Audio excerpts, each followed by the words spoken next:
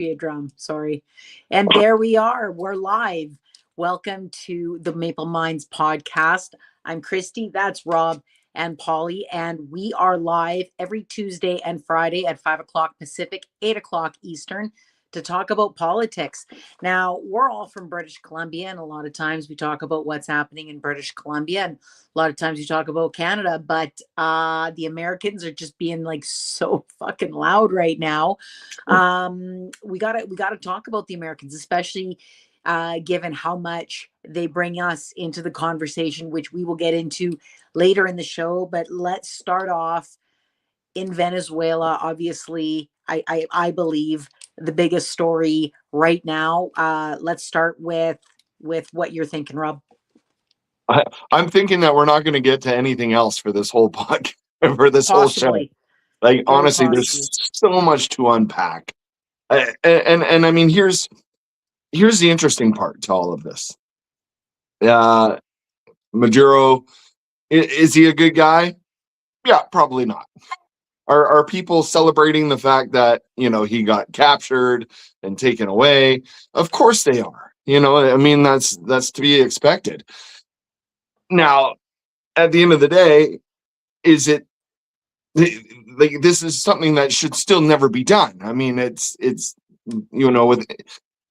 a complete, slap in the face to international law. It's basically saying, hey, we can do whatever we want. We can go into any country we want. We can take out whoever we want, and then we can put them up on charges in our country for whatever we want. And actually, the charges have changed, which I think is hilarious. They started as one thing, and now they realize, well, I guess we can't do that. So now we're going to charge them with this. And a lot of people are like, well, it's just going to be a moot point anyway. I mean, the bottom line is, not a great guy. People are celebrating. Well, at least some people are celebrating. Some people aren't. But I mean, just the fact that they have the audacity to be able to think that this is okay. It's not okay. It is absolutely not okay. And I'm actually and I don't know if they're just bots or trolls or whoever they are, but seeing people online thinking that this is okay, and for them to, hey, come grab Carney next, is atrocious. It is atrocious. It's very traitorous. But guess what? Who started that? Pierre Poilievre. And whether or not he used Carney's name or any of that, the fact that he came out right away and was like, way to go, Mr. Trump. You're my hero. You're the greatest. Yay, Trump. Poilievre, get out of Canada. I'm tired of you. I'm absolutely done with you. Get out. Move to the U.S. You have no place in this country whatsoever. And anyone else who even thinks that it's okay and wants Trump to come into Canada, get out. I've had enough. You people are sick. You're deranged. I don't even know if you're really Canadian, and it's still debatable. Like, just move. That's Rob's opinion. No, like, it's ridiculous. I'm honestly, it's the most ridiculous thing I've ever seen. And these people who have no names attached to any of their social media stuff, and they're out there spewing this absolute garbage. I mean, it's just. I think that the cheerleaders have a purpose when they're pushing the garbage. And I think as far as Pierre goes, I think that you can recognize that Maduro was a bad dude and he did bad shit, and 100%. Still recognize that the way that it was handled was wrong, because it was wrong.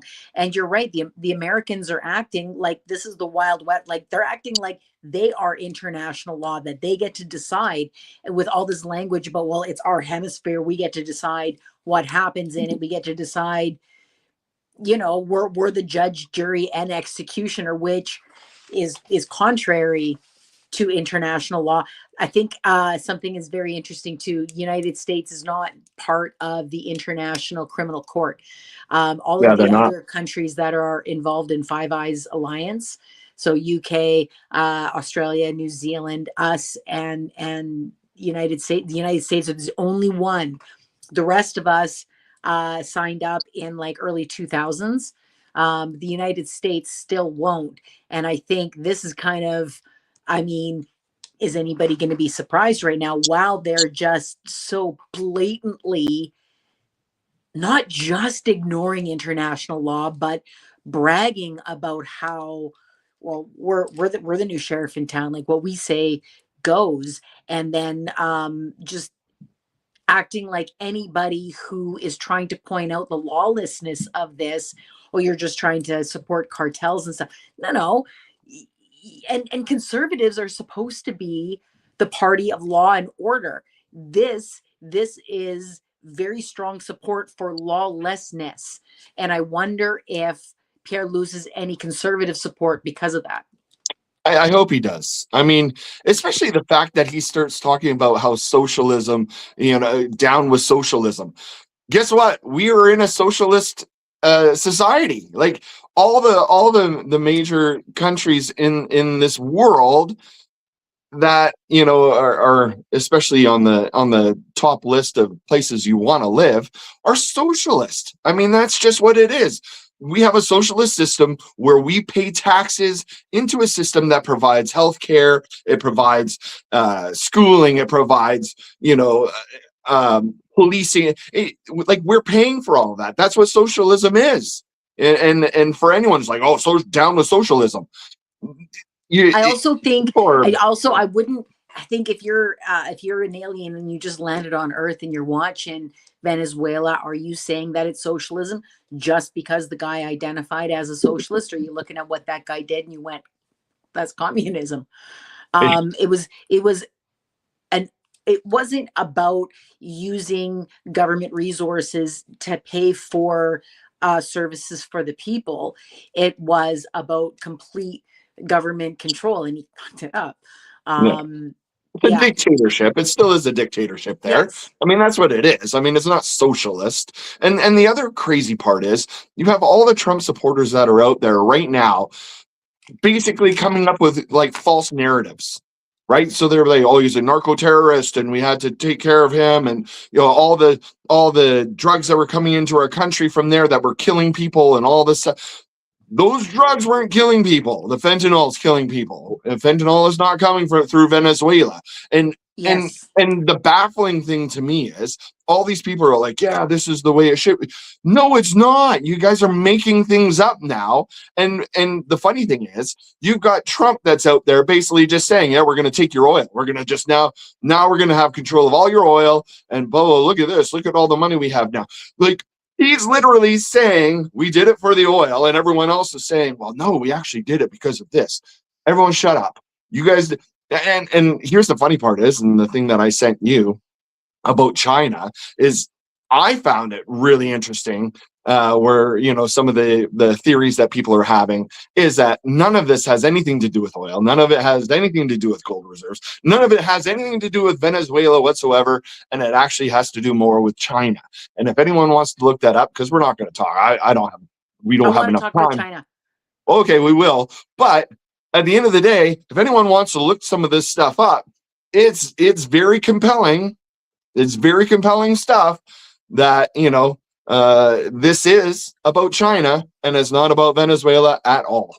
So I don't know which angle you would be taking, but when I said I want to talk about China, if we're talking about how the United States takes over Venezuela and says, okay, we're in charge now and we're in charge of all the oil. And I don't know if you saw, but recently, I think like within the last couple of hours, Trump announced that Venezuela is going to turn over 30 million to 50 million barrels to the United States, going to be sold at market price. He is going to be the guy that controls all the dollars entirely. I think that when you have Trump being the guy who's going to sell all the oil, and I want to talk about China, I would talk about all of the oil that was used to pay the debt to China. So China provided a lot of loans and a lot of financial support to Venezuela, and in return they got some oil. So now, well, Trump doesn't owe the money. He does, but as far as the Venezuela using the oil to pay their debt to China, is Trump going to go, okay, you know what? It's okay. You know what? I'm totally cool with that. I recognize that all this oil is going to be given to you for the that's not going to fucking happen. And then what happens? And so when people say that this is actually about China, I understand we're going to take what you're getting at a very cheaper price because of this debt repayment. We're going to intervene in that. We're going to take that. I think that's poking a big Chinese bear. Honestly, I feel like this is starting to be the beginning of the end for the United States. Like, I think that they are pissing so many people off that I could only imagine the chatter that's going on behind the scenes in all the countries around the world right now, looking at the US, looking at what Trump's doing. Like, he's poking numerous bears right now.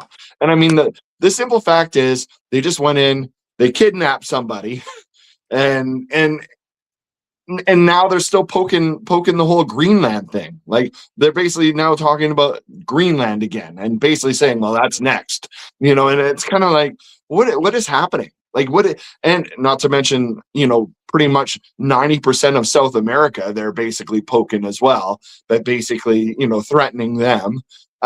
I I think this is absolute madness. Like, it's absolute madness. Someone needs to check that guy for some sort of disease that's causing mental issues. It's not him. Here's another thing though. And we got to quit saying that this is always just Trump and just giving them one guy, because it isn't him. This is the American administration. This is the United States of America that is doing this. This is the country with the largest, most powerful military in the world that's doing this. And I think that we really water it down by just saying Trump. And I'm gonna get to Greenland in a minute. But as far as the Venezuela thing goes, I'm surprised that we haven't heard anything. I'm surprised and not that we haven't heard anything about China's reaction. But the fact that they just so quickly admitted, yeah, it's about oil. Like, they didn't even try to play hero, and which is bullshit too. Which all of the cheerleaders posting, oh, look at all the people celebrating. Yeah, I've spoken with people from Venezuela. I totally understand why they would celebrate that guy being taken away. But I think that you can recognize what an emotional reaction is and where that's coming from, and still acknowledge that they broke the international law. They did. They destroyed it. They didn't break it. They destroyed it. Blew it up. UN, yeah. But again, here's another thing too, which I think is worth mentioning, especially because we'll get into Greenland in a minute. The cheerleaders and the bullshit pushers have been pushing the idea of, oh, we need to, the UN is bullshit and we need to leave NATO. I've been hearing that since the convoy days. I have. And I think that that's intentional too, for a moment that I believe is coming very soon. I believe that they go for Greenland, and then NATO goes, all right, well, fuck, now we gotta actually do something about it, instead of just putting out statements to say, you're not allowed to do this. You're not allowed to do this. We need you to respect that you're not allowed to do this. They don't give a shit that they're not allowed to. They know that they're not allowed to do it. They don't care. And the fact that all their statements always, oh, we're still partners. We're still partners. We're still good with you. There's going to be a point where that mask is going to have to come off. Yeah, it's going to have to.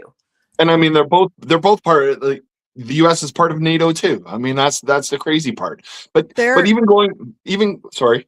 No, you go ahead.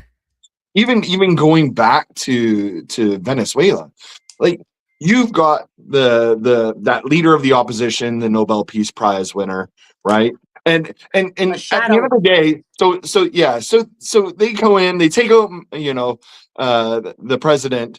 And instead of saying, okay, hey, let's try to do this transition and get her into power and do all these things, they basically just say, nah, we don't even care about you. This isn't even about you. This isn't even about a regime change in Venezuela. And now she's butthurt over the whole thing. And now she's offering to give up her peace prize to him or share it with him because she wants him to put her in power. Like, how is that?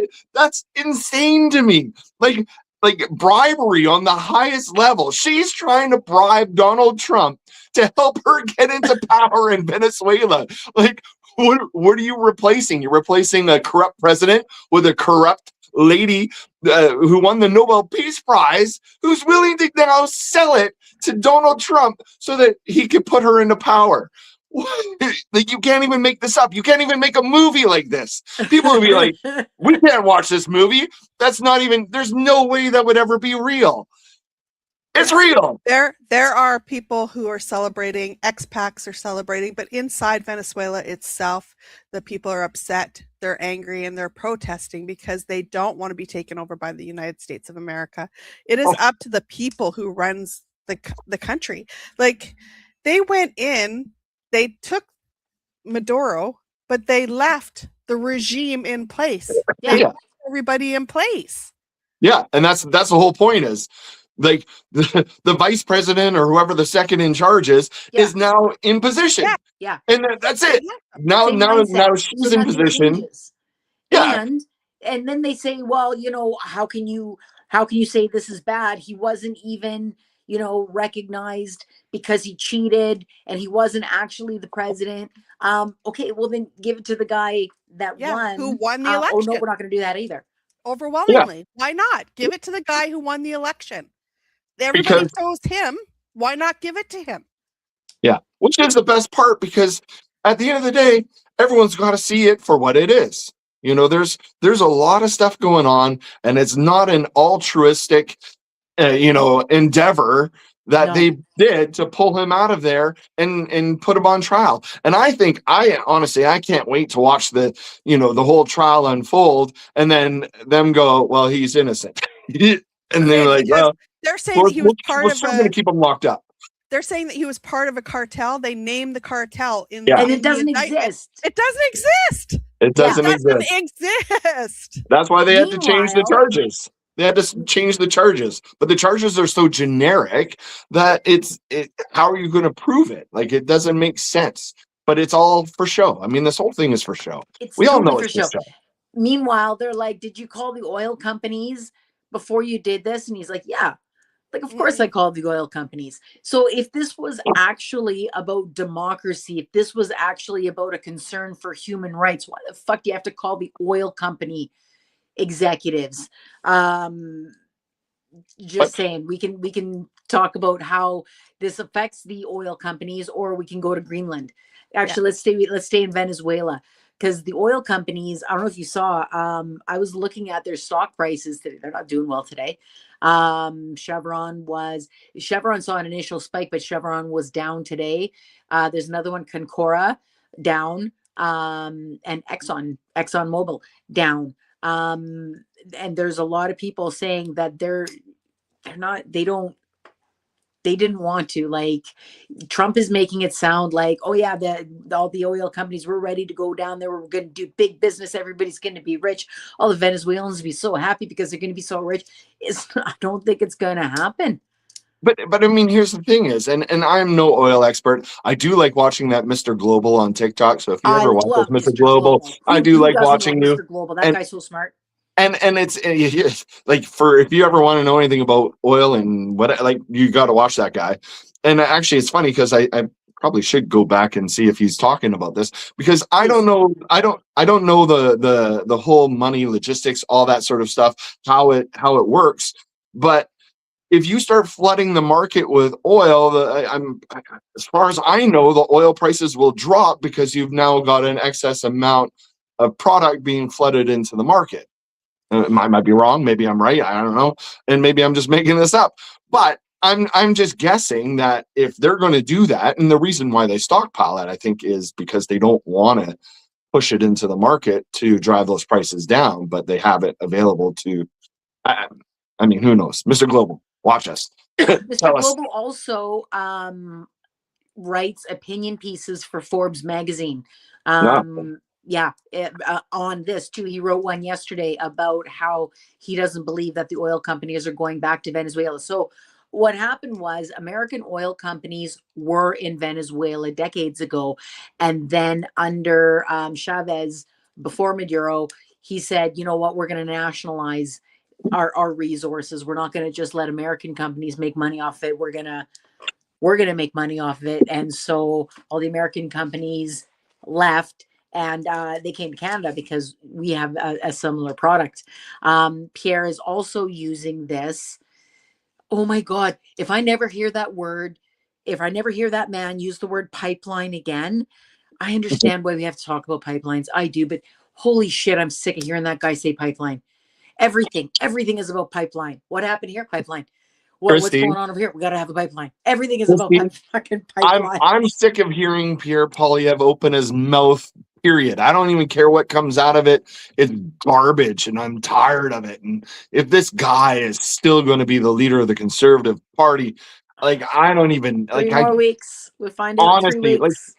just like, can someone just have the meeting already so we know what the hell's going to happen in this country? Because if we got to put up I with know this the Pierre waiting. Poilievre, It's cruel. It is. like, This is this is why? cruel Did you Why see not what just he do it? said? Canadians to make us wait. Did you see Yeah. what he said about Venezuela? Well, I know he was celebrating, and he had Yes. congratulated Trump. And there's a lot of people who are defending what he had said because, it's like, well, it's okay if he cheers on something that's lawless because his wife fled Venezuela. His wife knows how bad it is there, so he's allowed to. This guy who is quite literally sitting in the role of prime minister in waiting is cheering on a guy who lied about why he did something illegal, but did something illegal. Yes. Yeah. And I mean, that's, not to keep beating on Pierre Poilievre, even though it's so much It's fun. okay. And I'm going to keep doing it. You're the leader of the opposition. You are in a tremendous position of power within Canada. Like you are, essentially what, second in charge in some weird sort of roundabout way. Like you, and the fact that you come out and basically just pump Trump's tires like that is sickening to me. Like, it's okay to be like, yeah, Maduro, he's a bad guy. That he's done a lot of horrible things to that country and whatever. But, what ended up happening is, we shouldn't be celebrating it because we're opening the doors for countries to think that this is just okay to do. Like, it's basically a slippery slope where it's kind of like, okay, well, if we've allowed it here, then why don't we allow it there? Well, why don't we allow it there? Well, why isn't he going into Russia and kidnapping Putin and bringing him to the U.S. for trial? Like, what, or Netanyahu, who actually is a war criminal, and he should be charged. There's warrants out from the International Criminal Court. There's warrants out for both Putin and Netanyahu. Yes, exactly. Both That's of what I'm them saying. are allowed to visit the United States because, again, the United States didn't sign what we signed to be part of the International Criminal Court. They're like, nope, not for us. They don't want to have anything to do with it, and we all know why. I mean, we know why. Everyone knows why. Yeah. So I think I wonder if this timing, I know that they've had it planned for a little while, but the timing of the Greenland conversation happened right after Venezuela, and I don't think that's an error. So it started right away after the attacks on Venezuela happened, and then Stephen Miller, who personally, and this is just my opinion of Chrystia, not the opinion of the show, but that guy is the Naziest of all of the American administration. Stephen Miller, hands down the Naziest. Stephen Miller is the devil. Like, I think he really is. Like, I think he's Captain dangerous. White supremacy, man. Oh, he is. Not even just that. I mean, just that guy is awful. Like, he is awful. And the fact that they even put him on TV, everyone puts him on TV for interviews or doing get the guy off the TV. He doesn't deserve any screen time whatsoever. And honestly, I think I mentioned it. like listening to that guy is like someone's fingernails going down a chalkboard for me. I just can't handle it. I just like You know that guy. what I don't like? When I don't like listening to him anyways, but when he laughs, I'm so uncomfortable. I just am. I can't describe it. Anyways, this guy's wife uh posts a picture of Greenland covered with the American flag with a one-word caption, all caps, soon. And so he's asked about this. And at first, when he's asked about this, I made a video about this today. So when he's asked about this, he's like, you know, we've been talking about this for months. You're acting like this is breaking news, but we've always talked about needing Greenland. And then they're like, well, you know, we're talking about it again because of what your wife put out. Your wife put out this soon message with, you know, Greenland with the American flag right after the Venezuelan attacks. So, you know, like that's why we're asking about you. And they asked him if he would make a statement ruling out using military force to take over Greenland. And he basically just kept saying, we need Greenland. We need Greenland. We want Greenland. We want Greenland. We need Greenland. And he wouldn't commit to not using military force, and also just accused the Jake Tapper of, oh, you're just trying to get a headline, you're trying to get a sound bite. No, that's a legitimate question. Will you like let the American people know that no, we're not going to use we're going to keep talking them, we're going to keep trying to, you know, schmooze them into selling themselves to us, but we're not going to use military force. That's what, is that a yes or no? Is that coming out of your mouth or not? Well, no, I'm not going to comment on that. I'm just going to tell you how much we're going to have Greenland. And then he says, first of all, he lied about the population of Greenland, which I find interesting. I think that if you're going to keep talking about taking over a country, you'd at least know about that country. And I think that he downsized. I think that he said, like he said, well, you know, Greenland, they only have 30,000 people living there. They actually have about 57,000 people living there, which is still not a lot for a country, but it's still almost twice as much as what Miller said. And I think that he's saying that to suggest that, you know, there's nobody even there to speak back. Like there's nobody there that we're going to be affecting. We just need it for our security purposes. This is why we want it. And there's barely anybody there. Don't even worry about it. But yeah, he was wrong about how many people live there. And the people that live there don't want to be American. They've said it. They've been pretty clear. The people from Denmark have said, hey, those are our guys. You're not allowed to go in and make them American, and they don't want to be American. That is up to us and them, and it's not up to you. And again, I don't think the Americans give a shit. I think that they think, but this is what we want, and we're America. We have the biggest military, so we can do whatever we want to. It's our hemisphere, which I also think is very interesting language, because we know who would have the other hemisphere. Just saying. Yeah. Honestly, actually, the funny thing is I've seen so many videos just recently now in the last couple of days from people in Greenland who are doing like satire about, oh, we can't wait to become Americans. We can have more McDonald's. We can all become obese. We can all like, I was just like, it was just hilarious. Like, I was like, oh, it's pretty funny. But like, my question is, and this is, you know, when you keep hearing that the U.S. needs Greenland, what do they know that no one else knows right now? Like I understand that they need that area for the North, for whatever, but why so urgently right now? Like, what is happening in the world right now that we don't know about, that they are so hell-bent on getting Greenland because they feel they need that now more than ever? U.S. is losing superpower status. I mean, they're losing it even more and more. But I mean, here's the thing. So I understand. So in Venezuela, they're flexing their American muscle, saying, well, we're the superpower against the drug cartels, and we're going to clean up all the drug cartels, even though we know that's not what it's about. I'm also just going to mention again that if the Americans gave a single shit about people dying from drugs, then they wouldn't have let the Oxy family off so easily after the company Purdue had pled guilty to knowing that that it was addictive, and they lied about it, and they said, yep, we're guilty, we lied about it. And that was in like 2007, and then they kept selling it until they had to plead guilty again in 2020. The Americans don't care about drugs, they care about profit. Yeah, and how many people died? How many people died in that opioid crisis from their own pharmaceutical company that created that? They created that.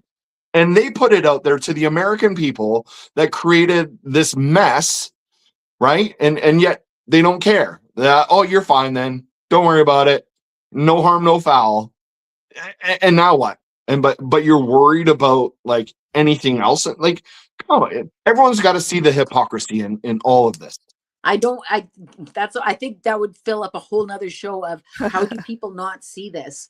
But and he pardoned.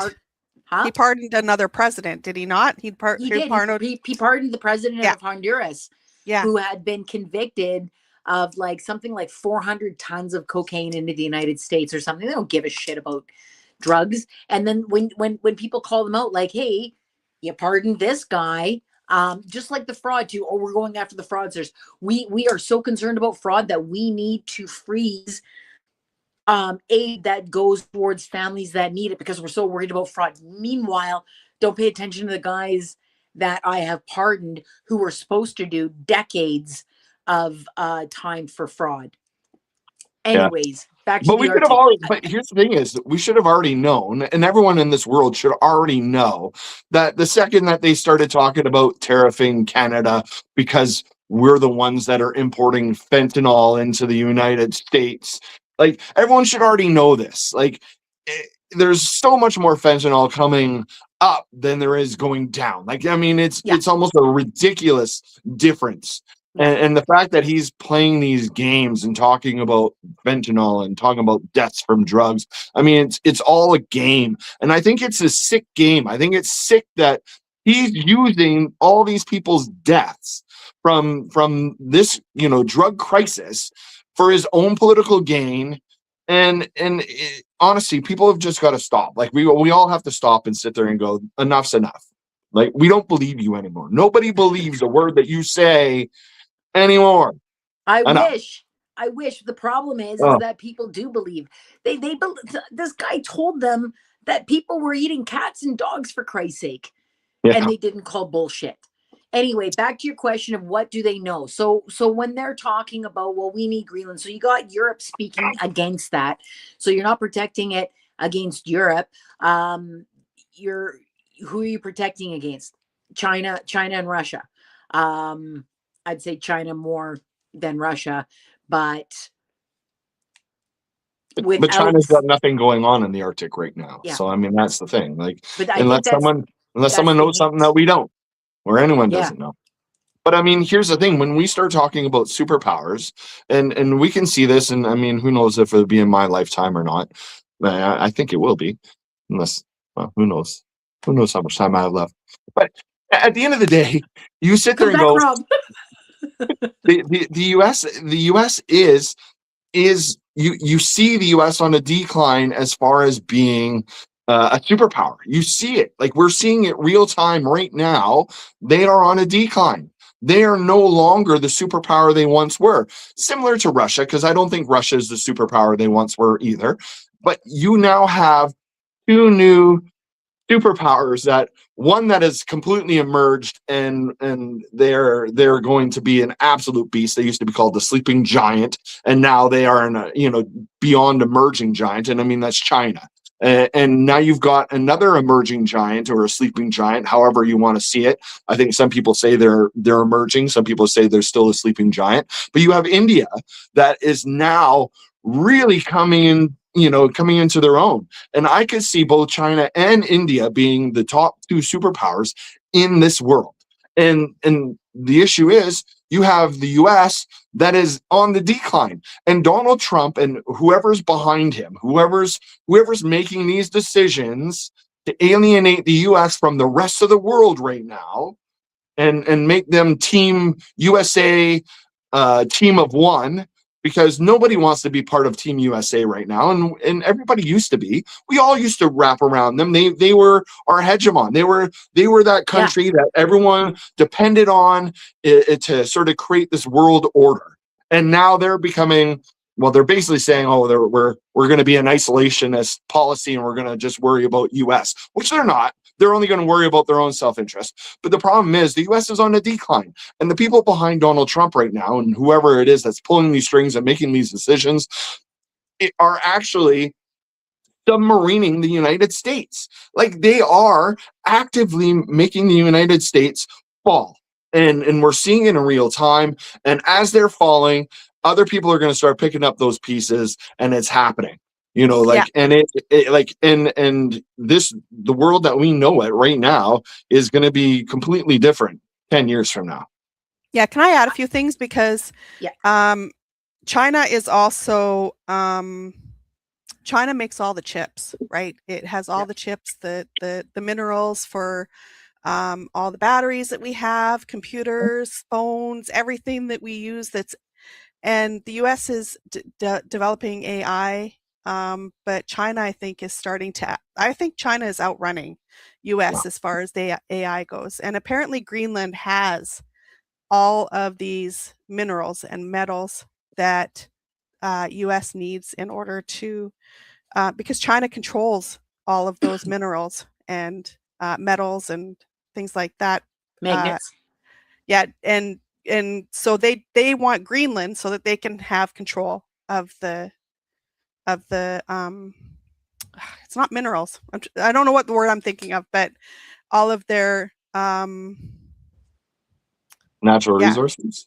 Yeah, rare minerals. Thank you, Mountain. Rare minerals. Rare minerals. That's what it is. So China right now has all the rare minerals for, AI, the cars, the batteries, Tesla sort of thing. And Taiwan produces all the microchips. That's why they don't want China getting Taiwan. And it's rare earth minerals in Greenland. That's what they want. Sorry. But the whole they don't want China to get Taiwan is an interesting comment that I just wanted to jump onto, because when the United States is setting the example of, oh, we know this is against the law, but we're just going to go take Venezuela. We know that China desires Taiwan, the same way that we know that Russia desires Ukraine. I also want to ask, do you think that this is coincidental timing? I almost asked before, but then I got sidetracked. And again, I know that this was planned for a while, but right now, Mark Carney is with a lot of the other world leaders in France. I think it was yesterday and today, and they were supposed to be talking about a peace plan, working on a peace plan for Ukraine. Now they're all talking about, Greenland and Venezuela and stuff, which I think that benefits Russia most. People can disagree with me, but I think my argument is that in a world where we talk about who's convincing the United States to make these isolationist decisions, I think it's Russia, and Russia benefits from the other leaders not focusing on that conflict right now because they're distracted with what the Americans did. Maybe I'm just a conspiracy theorist. You know what, though? Honestly, I think the one thing Russia still has going for it is I think they have information. I think they have information that people don't want to get out. I think they have a lot of intel on a lot of things. Do they on a have lot the of people. Epstein files? Like, I feel like they have things. I feel like they have things that people don't want public, and I think that they've amassed a great amount of information. And when you always say information is power, I think that's the power they have right now. And I think, honestly, I agree with you. I think there's a lot of stuff in the background that none of us have any clue as to what's really happening. And I think that they are pulling strings. I think there's a lot of people in a lot of different positions, much like I think, other countries or another country in this world has a lot of people in a lot of positions of power in a lot of countries that have swayed certain things in their favor. And I think, yeah, information is power. And I think there's a lot of people in lots of different positions that are protecting certain things. And, you know, none of us we're never going to know the full stories. None of us ever will. But I know, like, in my mind, I think there's a lot of stuff in the background that's happening. And I think it's probably better that we don't know, if I'm honest with you. But I wanted to bring up something else too, and I had put it on the list. I'm not sure if you looked into it, but Pete Hegseth, the Secretary of War guy, is spending his time going after Mark Kelly, Senator Mark Kelly, who was very decorated, from what I understand, had a lot of military service, was an astronaut. He went to space. He was in combat, like, I don't even know how, like, a lot. And because Kelly had participated in a video encouraging the military to not follow illegal orders, he was labeled a traitor, and Hegseth saying that he's going after his pension and he's going after demoting him and stuff. First of all, like, this is the kind of movie shit, right? This is the kind of stuff that when kids learn about this part of it in the history classes, like this, it doesn't fit what a normal country would do after they just took over another country and are talking about taking over another one. You're not going to sit there and pick a fight with one guy who criticized you. Am I wrong? Is it because they want to erase the message or affect the message of you're allowed to say no if it's illegal? Like, do you think that they want to just make sure that guys are like, yep, they're going to be like, yes, sir, no matter what we tell them to do? I think that's part of it. I think it comes down to them trying to just bully other people as well, to be like, hey, look, we're making an example of this guy. Don't be this guy. If we're going to be able to bully this guy, you know, Senator Kelly, if they're able to bully this guy, you know, that's gonna shut a lot of people up.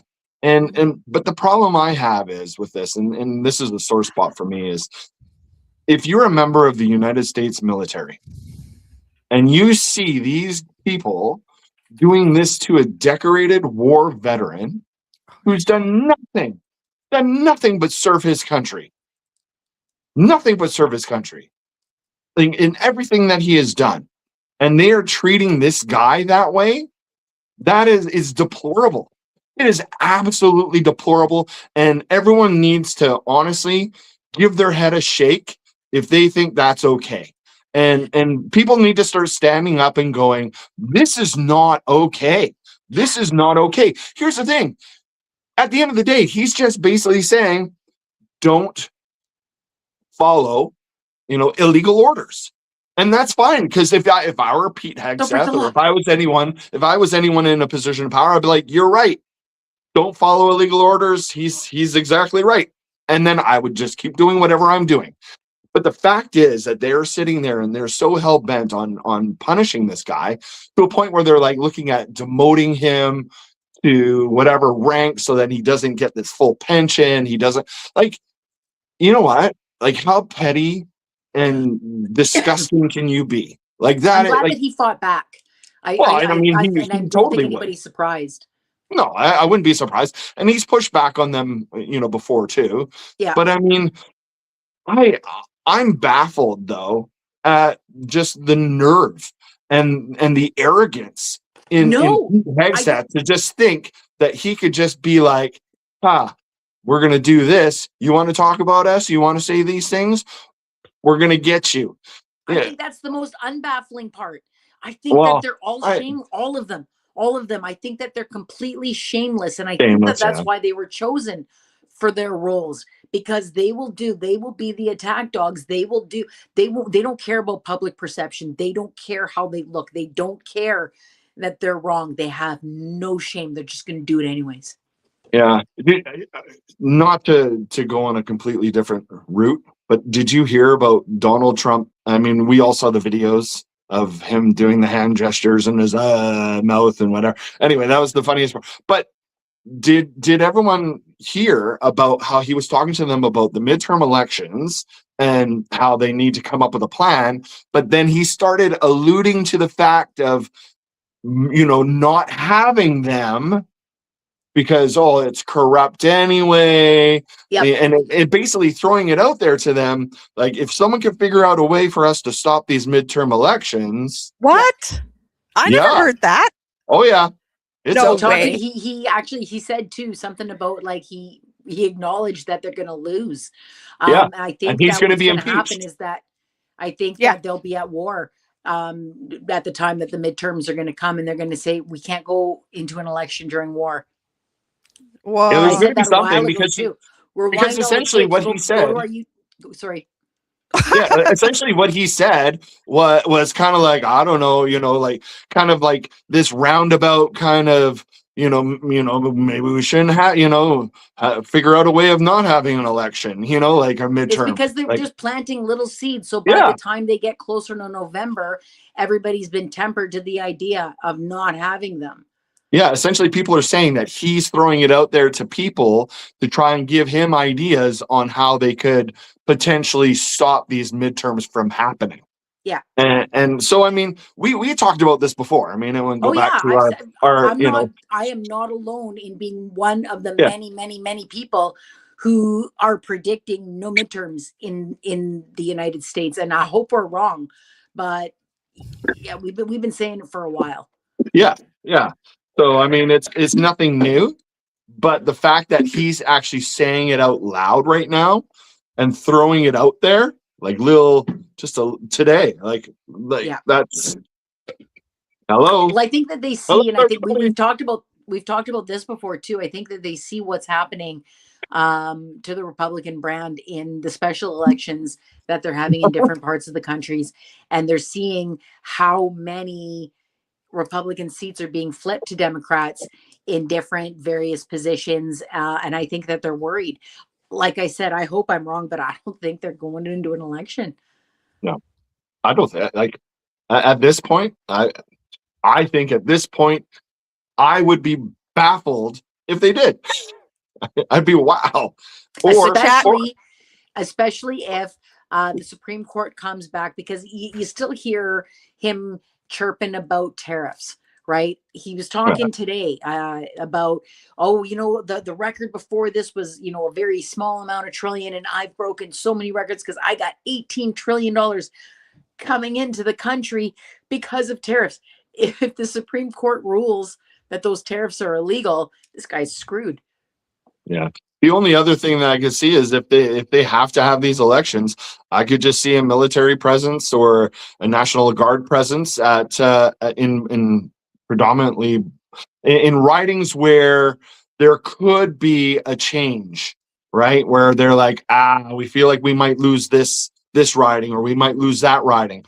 Send the National Guard in, close polling stations in the pockets of those ridings that might be more favorable to the blue, like little things like that where it's basically election interference, but it won't matter, It'll be a lot of voter intimidation, I believe. Oh yeah. Something's gonna happen. Something's gonna happen. Guaranteed. So we only have about 10 minutes left, so I would like to bring up one Canadian thing. Even though I think that this show was very important because of all of the threats that we've heard towards Canada. We know it's not a joke. We know that they want 51st state stuff. So I think it is very important to talk about them. But just to talk about something just Canadian before we go, not even just Canadian, actually, it's a bit Ukrainian too. I want to talk about Ms. Chrystia Freeland accepting and President Zelensky announcing that she was going to be accepting this role as an economic advisor to Ukraine. Unpaid position, may I add, but a lot of uproar of, well, she should resign immediately. And she did say that she would be officially stepping down in the next few weeks. Because a lot of people upset that she was able to accept a position as an advisor to somebody in another country while a sitting member of parliament of our country. What do you think? Yeah, but here's the thing though, is she did everything the right way. So I forget the name of the group or whatever it is, but she reported to them right away and told them of what was happening. And that's, and I wish I remembered exactly what it is. It's some sort of, obviously overseeing, Yeah. group of whatever. Honestly, someone should know the name of it, but I don't. I mean, I read it, but I mean, there's nothing more that she needed to do. She did the things the right way. I find the whole thing pretty, out of left field, and I know it's an unpaid position, but she also was given a position in London as some sort of Right. whatever. So she's making money. She's going to be in a different job that's going to give her money while she's an economic advisor to Zelensky. And the only other thing that I find there's solace in me not going, oh, there's something fishy here, is she's always been that person that talked about Ukraine, and she's always had this passion for Ukraine and what's happening there, and so I think it's like with most people, you follow your passion. She saw an opportunity to be able to do what she might want, something that she would want to do more than what she's doing now. Maybe, essentially, maybe she doesn't want to be the MP, anymore. She didn't win the leader of the Liberal Party when that came up, and that was Mark Carney that got that. And I mean, obviously, that's something that she probably wanted. And at this point, she saw something else that is dear and near to her heart, or near and dear to her heart, and she's gone to do it. And I think it's just too many haters out there that are always trying to figure out, oh, there's something going on here, there's something going on there, and this and that. I think that's just opportunism of a political opportunism of if you can get somebody to doubt your opponent. I think that if she was planning to stay an MP, then I would be like, hey, I have an opinion on this. I think announcing that she's going to step down, I think, I don't think it changes the seat count, honestly, in a by-election. I think her seat's pretty safe for Liberals. Hope I'm right about that. I think it would be very interesting if she stepped away to take this opportunity and then lost that seat to a Conservative. I don't know about that, but with only being one seat away from a majority, I don't know that just a couple of weeks changes that at all. But again, I don't know if anybody else is planning on changing the floor. Also, when you say in the next few weeks, is it before or after Pierre's leadership review? I wonder. Yeah. Right? Exactly. Because like I said before, we talked about this last week. I predicted that if he wins the leadership review, if anybody was planning to cross the floor, that's when they would do it after, okay, well, they're keeping this guy. Screw it, I'm out. You know what I mean? It could be that's when she's like, okay, well, now the Liberals are a bit more safe. Now I can leave and they don't need my vote so much. I don't know. But again, I don't think that's it, because I believe that that's a safe riding that she's in. I think it'll be replaced by, I think she'll be replaced by another Liberal. I think that was my prediction, was wait until after. I think that was mine. It was your prediction. It was. You know what? I'm gonna give you one of my predictions though from 2023. I think I said that that Trudeau would quit at the last minute and that Freeland would be our prime minister. I was wrong about Freeland, but I was right about him stepping away at the last minute. I just didn't see Carney coming. That's pretty good in 2023. There's a comment. There's a comment that's pretty funny that I have to share. Someone wrote, okay, it's a majority. It's a majority unless you try to pass some piece of legislation that Elizabeth May won't like. That's true. It's very true. Yeah, that's true. Yeah, if it's that was from Mike. Elizabeth May would like, it is a majority. I don't know though, because she had pretty strong language about the last non-confidence vote. I think there's a chance that the next one she's just like, "Oh, screw you, Carney. I think you lied to me last time, so I'm going to vote against you." I don't know. Maybe I'm wrong. There's actually a lot of there is a lot of chatter right now. A lot of people talking that there is going to be, a prediction that there's a potential for a non-confidence vote in the spring, and that the Liberal Party just might not be able to get over that. And yep, I've heard that chatter too. And that, to me, that's quite interesting. But I think I still think that if there was a springtime election, I mean, obviously the election would then be triggered for the fall. But I think right now, if there's an election, I mean, the Liberals then get a majority. If we go back to the polls, who knows what the fall would bring? But I don't want another election. I'm getting, I think we have election fatigue. But yeah, what were you going to say? There's rumors that someone is going to cross after the leadership. Yeah, we started that rumor. Yeah. Was it? Yeah. No. Yeah. Yeah. Like we did. a long time ago. We started a long time ago. After the leadership, someone from Conservatives is going to cross. There's going to be a Liberal majority, which is kind of sad, actually, because we do really well if we have a good opposition. And we right now, we have an opposition that's like the PPC. I would give the Conservatives that are in power right now, I would say they're more like a PPC party than they are an actual Conservative party. Okay, wait a second. I don't shake my pom-poms for PPC whatsoever. But did you see Bernier's reaction to what Trump did in Venezuela? Go read it. I liked it. I did. I thought it was fantastic. Am I liking something that Max said? It's like, am I in the upside down? Like, this is felt like so strange. Stranger Things. I loved Stranger Things. Yeah, I watched it. Well, yeah, Maxine. Yeah, what he wrote and what he put out there, I thought was bang on. It was bang on. I did too. And I'm like, is this? I actually checked to see if it was actually him or if it was a parody account. I did. I didn't believe that I would be agreeing with Maxime Bernier. But here's the interesting part is, and to Polly, like I believe that the best form of government is not a majority government, and it is a minority government, but it's a minority government that can work with the opposition to come up with strategies for the Canadian people, policies that are going to work for everybody, not this hater group of Pierre Poilievre that's going to poo-poo on absolutely anything and everything the Liberal Party tries to put forward. Just for the hell of it. And honestly, I'm tired of these haters who are just trying to, be all about themselves. I mean, work together.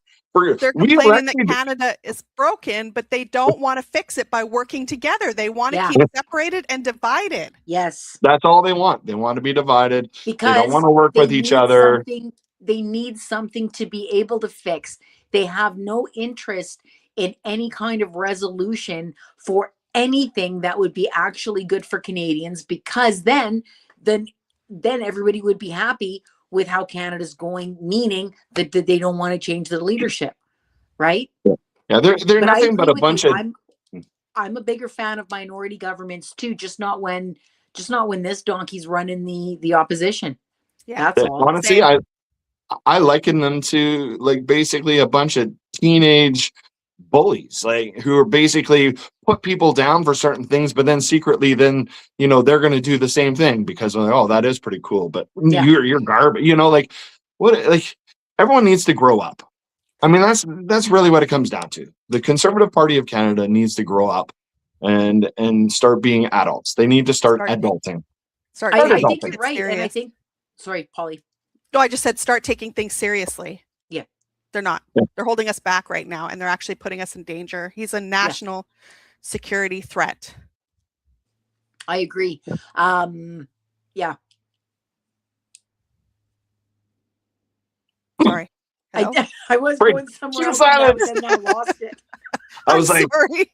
I was sitting on the edge of my seat. What's Chrystia going to say? And there was just an awkward silence. Yeah. What was Chrystia going to say? Was there something? Oh, I just agree. That's all. Yeah. Okay. and When has that ever happened? And action. I mean, right? cut. Action. No. What? Dramatic pause. Mm. Yeah, I normally I'm not cheering for a majority government. The only reason I would cheer for it in this case is to avoid the Pierre breaks that he's putting on just for the sake of making sure that he can keep things in a way that he can then come in and say, no, vote for me, I'll be your hero. I think that Canadians have election fatigue. So I heard there's a political commentator, Althea Raj. She writes for the Toronto Sun, I think, and she's on a lot of political panels, and she said that she felt that the Liberals want a spring election, but they don't want to be the ones to appear to be the ones to trigger it, because Canadians do have a lot of election fatigue, and we might blame, like, while we're going to the polls again, we're going to be like, for fuck's sakes, we just did this, and if we see that it's Carney that has triggered this so that he can try to get a majority, we might have some resentment towards him. But if it's Pierre, or if it's the other guys just triggering a non-confidence, and we can blame them. Oh, way better. It looks it makes Carney. sense. It completely makes sense. Yeah. Completely makes sense. I think someone actually had said something about, I don't know if they can fit any more conservatives behind the curtain for the next non-confidence vote. Oh man. And then somebody else, they said allegedly or whatever, and then, no, what's this allegedly? We saw the fingers. We saw them peeking. Come on. Nothing to see here. Nothing to see here. Anyways, that wraps it up for today. That was a really, really fast hour. All the hours go so fast when we do this. If you want us to address a certain topic that's happening in either Canadian politics, any province, or international politics, make sure to leave a comment on our YouTube channel or on our TikTok page on any of the videos, so that we know that we can address that. And if you haven't already subscribed to our YouTube, please do. We want to get over 500, and we're in the 4s right now. So we need your help in sharing it too with anybody else you think might give us a subscribe as well. Mm-hmm. Yes, please. Yeah. All right. Okay. So that's it. So then we're going to sign off for today. I can't even imagine. You know what? Normally I would be like, okay, so Friday's 3 days from now. This is probably what we're going to be talking about. I have no idea what we're going to be talking about on Friday.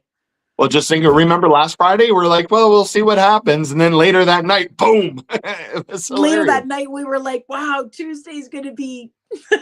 I was up all night watching Venezuela. I was totally losing my mind. I'm really irritated they left the regime in place, right? That shows that they didn't want a regime change. I don't know. I was up all night anyways. I think that there's going to be a lot.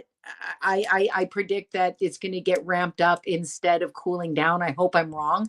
I think there's going to be a lot of nights where we're glued to what's going on.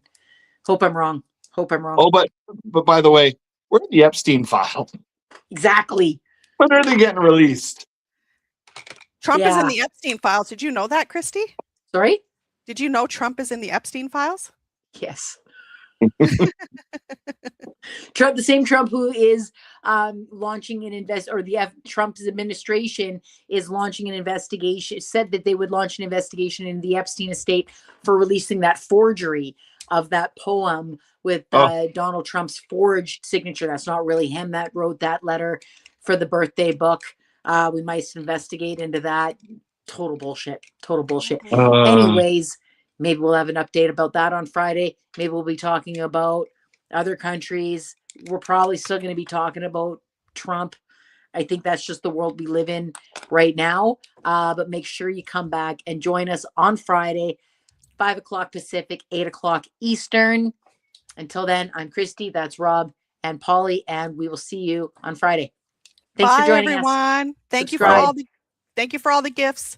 Yeah, if everybody could go subscribe to our YouTube, I'd really appreciate it. Thanks for all the follows. Thanks for the gifts. Thanks for everything. Good night, everyone. Thank you. Good night. Thank you.